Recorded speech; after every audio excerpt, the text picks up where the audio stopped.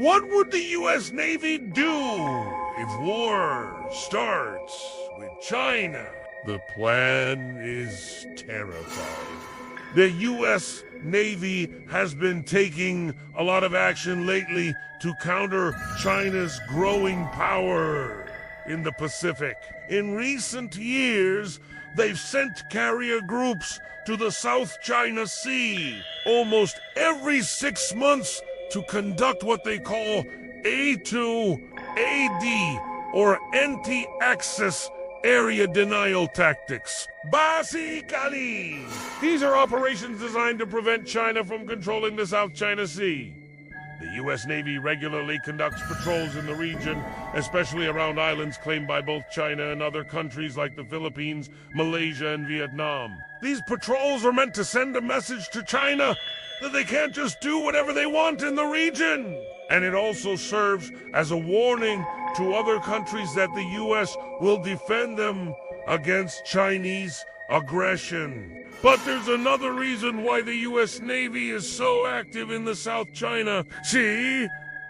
It's because they know that China has a large and growing navy with modern ships and submarines. So, if war does break out between the two countries, the U.S. Navy needs to be ready. That means being on constant patrol so they can keep an eye on China's movements, and also conducting freedom of navigation operations so they can keep the freedom to move their ships and aircraft carriers wherever they want in the region. In a recent development, the USS Ronald Reagan Carrier Strike Group is conducting a 2-month-long deployment in the South China Sea and East China. This follows close on the heels of the USS Nimitz Carrier Strike Group's patrol in the region. These deployments are a show of force by the U.S. military and a clear message to China that they won't be deterred from operating in the region. But what if war does start? If war does break out between the U.S. and China, the South China Sea will likely be a major battleground.